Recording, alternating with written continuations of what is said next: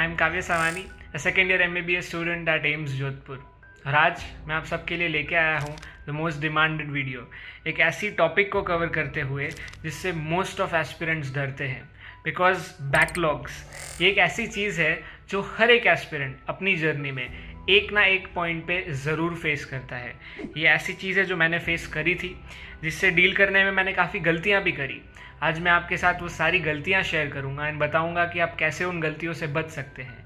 And trust me, backlogs को figure out करना बहुत ईजी है।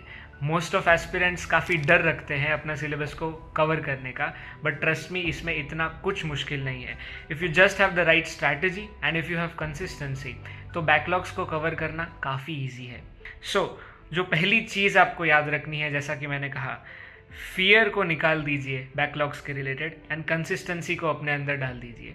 क्योंकि अगर आपको ये लगता है कि आप 2 दिन बैठ के पूरा बैकलॉग अपना क्लियर कर पाएंगे और अगर एक दिन बैठ के आपसे नहीं हो पा रहा है तो आप डर गए, तो आप गलत ट्रैक पे हैं। क्योंकि आपको एक चीज़ अपने दिमाग में बिठानी होगी, अगर आपको 1 साल का सिलेबस कवर करना है तो there is no human way possible कि आप उसे 1 या 2 हफ्ते में भी कर सकें। You will need time, you will need consistency. आपको कॉन्स्टेंट एफर्ट रोज़ डालना पड़ेगा। लेकिन हाँ, मैं आपको ये नहीं कहता कि आपको रोज़ 5-5, 6-6 घंटे इस चीज़ के लिए डालने पड़ेंगे। अगर आपके पास कंसिस्टेंसी है, अगर आप रोज़ ईमानदारी से 1 या 2 घंटे भी सिर्फ बैठ पा रहे हैं, तो आई एश्योर यू कि बहुत कम टाइम में आप इस छोटे से एफर्ट के साथ आगे बढ़ेंगे तो आपका बैकलॉग काफ़ी आसानी से कवर हो सकता है। अगर मैं अज्यूम करके चलूँ कि आपने क्लास 11th का एक भी चैप्टर नहीं पढ़ा, जो भी +2 के अभी स्टूडेंट्स हैं, जो भी नीट 2025 एस्पिरेंट्स हैं, अगर मैं अज्यूम करके चलूँ कि आपने अपना पूरा क्लास 11th वेस्ट करा है, तो भी मैं आपको अश्योरिटी दे सकता हूँ कि अगर आप कंसिस्टेंसी मेंटेन करें तो जनवरी तक आपका पूरा बैकलॉग, दैट इज़ पूरा क्लास 11 सिलेबस नीट लेवल पे अच्छे से प्रिपेयर हो सकता है। That is only and only if you maintain consistency. So let's start. जैसा कि हम पिछले वीडियोस में डिस्कस करते आ रहे हैं, इसमें भी मैंने अपनी स्ट्रैटेजी को 2 पार्ट्स में ब्रेक किया है, weekly plan and daily plan.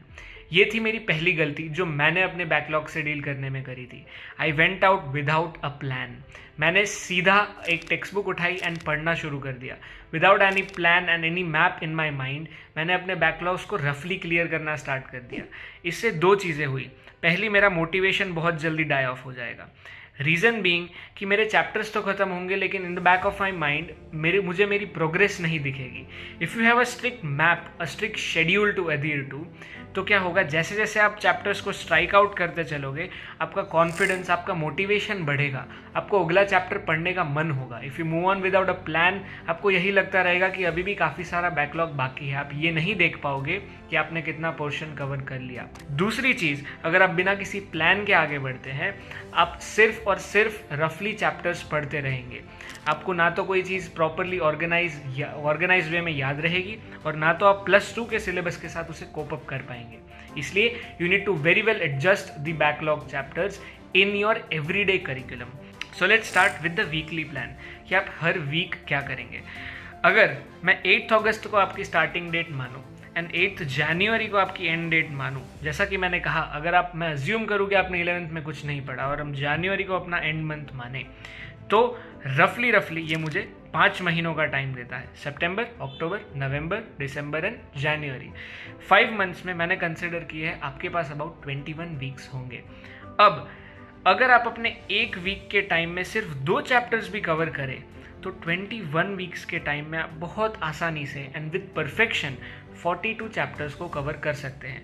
आपका नीट सिलेबस 97 चैप्टर्स का है, जिसमें से 11th का पोर्शन अगर मैं 50% भी अज्यूम करूँ, स्टिल आपने अपना पूरा 11th का सिलेबस अच्छे से कवर कर लिया है। 42 चैप्टर्स को करना, इसके लिए आपको ज़्यादा एफर्ट की ज़रूरत है? नहीं। आपको किस चीज़ की ज़रूरत है? Only and only consistency. अगर आप ये 21 वीक्स तक अपनी कंसिस्टेंसी को मेंटेन कर सकते हैं, तो आई अश्योर यू कि 42 चैप्टर्स एक्चुअली आपके +2 के चैप्टर्स से काफ़ी अच्छे हो जाएंगे। You just and just need consistency. तो आपको हर दिन इसमें क्या करना है? Let's come to the daily plan. मैंने हर दिन सिर्फ 1.5 आवर्स, आपके दिन का 1.5 आवर एक्स्ट्रा आपको एलोकेट करना है टूवर्ड्स योर बैकलॉग्स, जिसमें आप 1 घंटा पढ़ेंगे थियरी एंड हाफ आवर्स करेंगे प्रैक्टिस।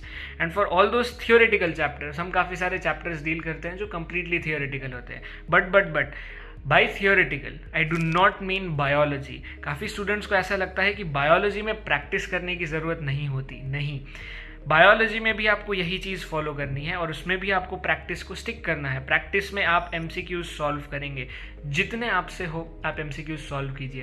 एंड अगर एक ऐसा कोई चैप्टर हो जिसके आप सारे MCQs एग्जॉस्ट कर चुके हैं, आई एडवाइस कि आप सब्जेक्टिव क्वेश्चंस भी देखें।